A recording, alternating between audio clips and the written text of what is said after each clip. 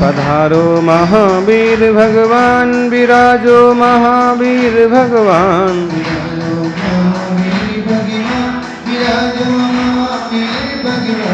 मेरे मन मंदिर में आन, पधारो महावीर भगवान। मेरे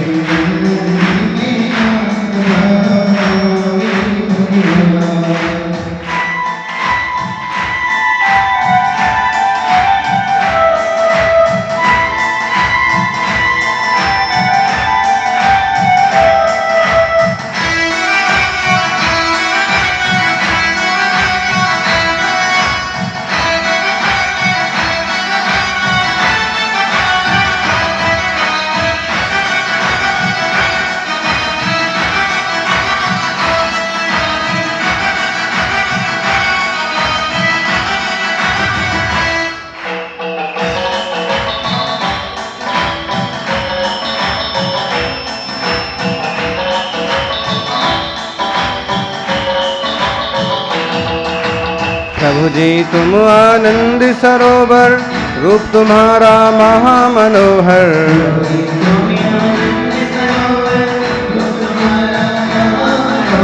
प्रभु जी तुम करुणा के सागर, प्रभु जी तुम करुणा के सागर, तुम ही हो प्रभु ज्ञान दिवाकर।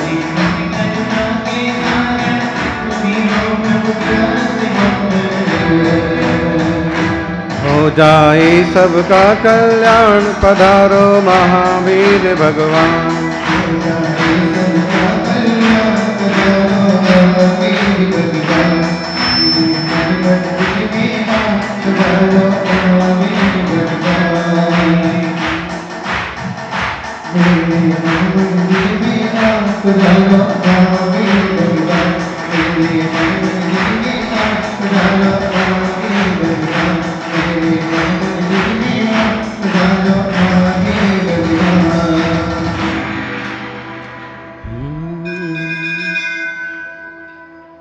आदिम तीर्थेश्वर आदि विधाता देवाधिदेव महादेव आदिनाथ भगवान की, तेरे वे तीर्थंकर विमलनाथ भगवान की, वर्तमान जिन शासन नायक वर्धमान महावीर भगवान की, आचार्य श्री आदि सागर जी महाराज की, आचार्य श्री महावीर कीर्ति जी महाराज की, तपस्वी सम्राट गुरुदेवाचार्य श्री सन्मति सागर जी,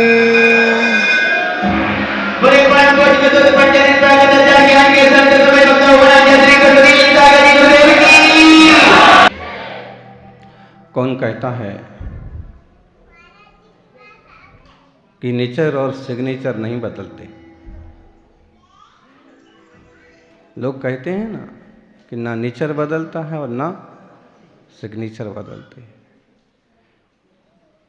कौन कहता है कि नेचर और सिग्नेचर नहीं बदलते? जब चोट हाथ पर लगती है तो सिग्नेचर बदल जाते हैं, जब चोट दिल पर लगती है तो नेचर बदल जाते हैं।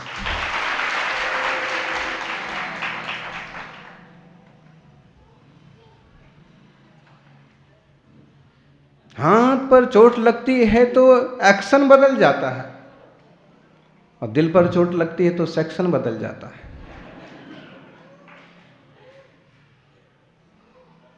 कौन कहता है कि नेचर नहीं बदलता? अच्छी संगति हो, अच्छा संयोग हो, अच्छा योग हो तो नेचर भी बदल जाता। गुलाब गुलाब इसलिए कहलाता है क्योंकि वो गुलाबी होता है, लेकिन शुरुआत से ही यदि किसी तरह के गुलाब की जड़ों में एक तरह का प्रयोग किया जाए, दूसरे रंग का पानी सींचा जाए तो कभी गुलाब पीला भी हो जाता है, लाल भी हो जाता है।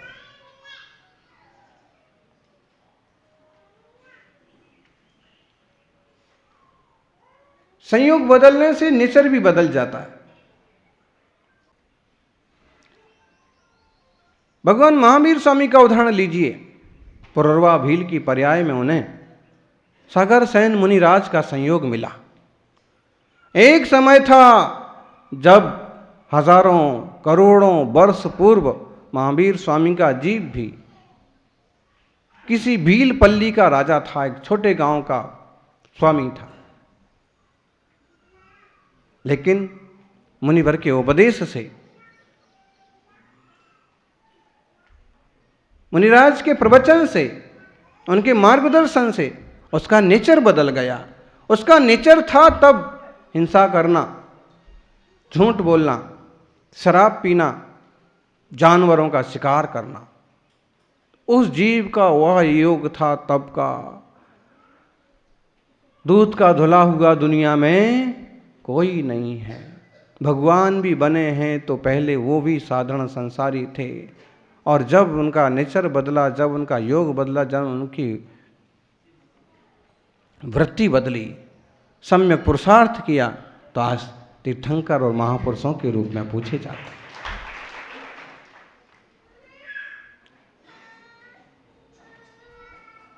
करेले का भी नेचर बदला जा सकता है। बदला जा सकता है कि नहीं है? बदला जा सकता है। करेले के साथ अगर नींबू की संगति कर दो ना, बढ़िया से करेले को उबाल दो, उसका पानी निकाल दो और नींबू के साथ उसको व्यवस्थित रूप से तैयार करो, तो करेला सुन के मुंह कड़वा हो जाता है, लेकिन अब यूं साथ में नींबू आ गया तो थोड़ा सा मुंह में पानी आ गया। नेचर बदल जाता है।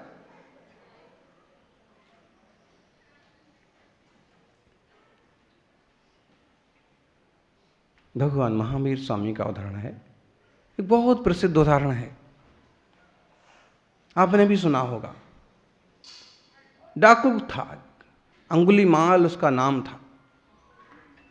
अंगुलीमाल नाम इसलिए था उसका क्योंकि वह लोगों को मार डालता और उनकी अंगुलियां काट करके उसकी माला बना के पहनता। दुनिया में तरह तरह के लोग होते हैं और एक से एक सनकी भी संसार में पड़े।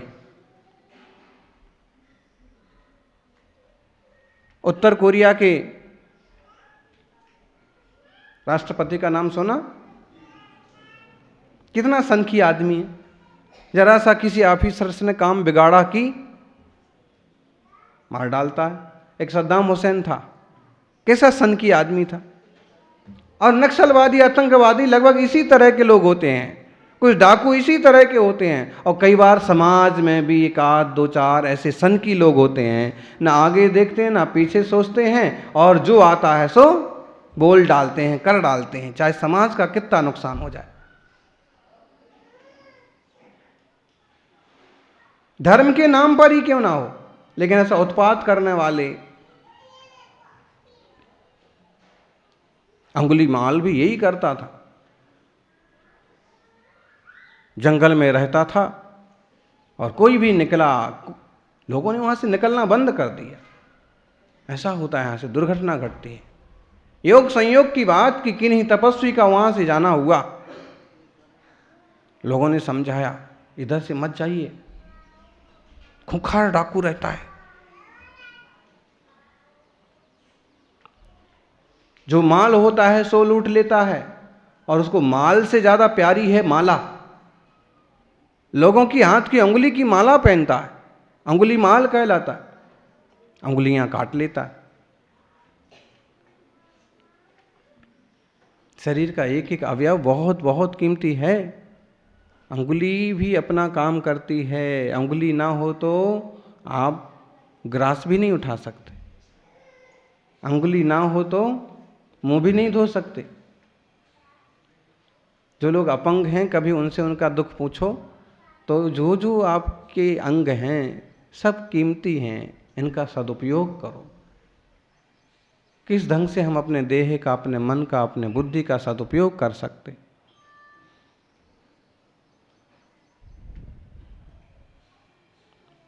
उनने कहा कि हम तो यहीं से जाएंगे। वहां से चले गए। बीच जंगल में डाकू मिला, जोर से हंसा, उसने पकड़ लिया। कहाँ जाते हो, तुम्हें मालूम नहीं है कि यहाँ मैं रहता हूँ? अरे लोगों ने इस तरफ से फटकना बंद कर दिया। लोग मेरे से इतना डरते हैं कि इधर से गुजरते नहीं हो, तुम यहाँ से आए। अब मजा चखाऊंगा, निकालो क्या माल है तुम्हारे पास। साधु चुप रह गए, क्या माल बताएं इसको। शरीर पर एक लत्ता तक तो है नहीं, कपड़ा भी नहीं है, और ये कहता है माल। और रत्नत्रय का जो माल मेरे पास है वो दुनिया में किसी के पास नहीं, लेकिन इसे उसकी पहचान नहीं है, क्या बोलूं इससे। उसने कहा कि जो कुछ है निकाल के रख दो और तुम्हारे हाथ करो, तुम्हारी उंगलियां काटूंगा। साधु तो निर्भय होते हैं, कुछ नहीं कहा, सिर्फ देखते रहे। उसने कहा देखते क्या हो, मेरे से सब लोग डरते हैं, यहां से कोई निकलता। जो लोग इस तरह की भावना रखते हैं से मेरे सब लोग डरें, मेरे से थर थराएं, हैं, कांपें। ध्यान रखना, इस तरह की क्रूरता बुद्धि वाले लोग प्रायः करके मर करके शेर या सांप बनते। मरना तो है सुनिश्चित, और आत्मा दूसरी गति में जाने वाली है। क्या बनेंगे? शेर बनेंगे, सांप बनेंगे, ऐसे गंदे शरीर वाले भालू बनेंगे कि लोग पास में भी जाना पसंद नहीं करें, डर के दूर से भागें। आप यही सोचते हो कि लोग मेरे से डरें, मेरा रुतवा हो, यही कुछ होगा फिर कि लो अब शेर की पर्याय, बाघ की पर्याय, पैंथर की पर्याय में पहुंच गए। अब अकेले चिल्लाते रहो, चीखते रहो, डर दिखाते रहो, तुम्हारे पास कोई भी फटकने वाला नहीं है। एकाकी जीवन हो जाता है। यहीं देख लो, ज्यादा जो इस टाइप की प्रवृत्ति करते हैं वो भी एकाकी हो जाते हैं, कोई सहयोगी नहीं बचता है। इसलिए ज्यादा इतराना नहीं, ज्यादा धमकाना नहीं, जो कुछ निकाल के रख दो। उन्होंने कहा कि क्या निकाल के रख दूं? मैं तुम्हारी अंगुलियां काटूंगा। उन्होंने कहा अंगुलियां तो काट लो, कोई दिक्कत की बात नहीं है, क्योंकि मैं जानता हूं जिसको तुम काटोगे वो मैं नहीं हूं, और जो मैं हूं वो तुम काट सकते नहीं। डाकू ने कहा कैसी बात करते हो? अरे मैंने कितनों को काटा, ये माला देखो ना, सैकड़ों अंगुलियां इसमें गूंथी गई हैं, और कितने लोग अपनी जान से हाथ धो बैठे हैं, और तुम मुझे भी प्रवचन दे रहे हो। साधु ने कहा प्रवचन जैसी कोई बात नहीं है, हम तुम्हें जानते हैं। जो पाप कर रहा है वो तुम नहीं हो, और जो तुम हो वो पाप नहीं करता। उसने कहा फिर उल्टी बात, मैं तो डाकू हूं और मैं पाप करता हूं। साधु ने कहा ना, तुम डाकू नहीं हो, डाकू में भी एक आत्मा होती है, यही तो उसका कसाय, उसका लोभ उससे पाप कराता है जो वह है नहीं। उससे कुछ अटपटा लगा।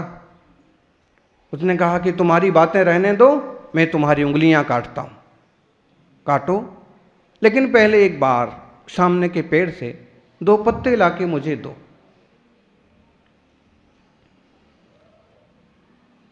उससे बड़ा अचंभा लगा, आज तक किसी ने मेरे को ऑर्डर नहीं दिया, और एक फकीर आदमी जिसके पास कुछ भी नहीं है वो कहता है कि, और मैं चाकू तलवार लेके तैयार खड़ा हूं, और ये उंगलियां कटवाने को भी तैयार खड़ा है। अभी तक जितने सारे लोग मिले वो थर थर कांपते थे, डरते थे, घिघियाते थे, हाथ जोड़ते थे, प्राण की भिक्षा मांगते थे, और ये कभी कभी ऐसे लोगों से भी पाला पड़ जाता है। हमारे जैसे साधुओं से भी पाला पड़ जाता है। बोले कुछ बोलते ही नहीं, कुछ बताते नहीं, कुछ करते नहीं, कुछ मांगते नहीं।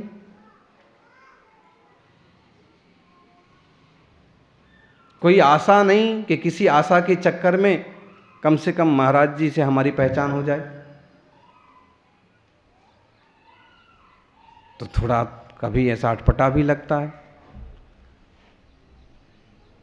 लेकिन कभी कभी इस अटपटेपन का एक आनंद ही अलग होता है, पक्कड़पन का एक आनंद ही अलग होता है। साधु थे, आत्मज्ञानी थे, उन्होंने कहा जरा 2 पत्ते तो लाओ। उसने कहा पत्ता कौन सी बड़ी बात है, आप कहो तो मैं तो गर्दन ले आऊं।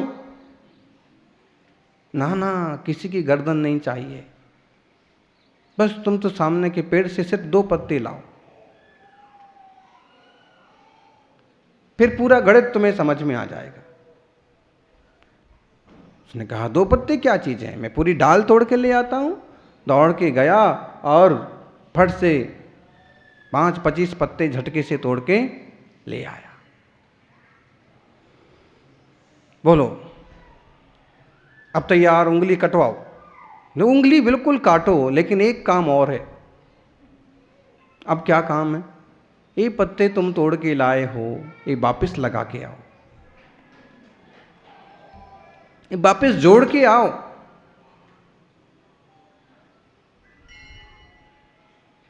साधु ने कहा जहां से जैसे पत्ते तोड़ के लाए हो वापस जोड़ दो। हक्का बक्का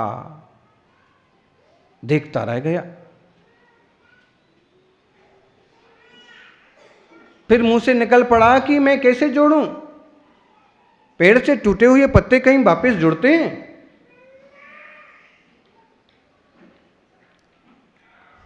आपकी बातों से आप ज्ञानी मालूम पड़ते हो, लेकिन इतना भी तो मालूम होना चाहिए कि पेड़ से टूटे हुए पत्ते नहीं जुड़ते हैं।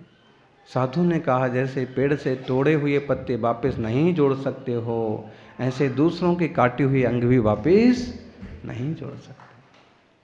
और तुम काट काट करके पाप जोड़ रहे हो, और जो पाप का बंध हो गया उसको तुम्हें अकेले ही भोगना पड़ेगा।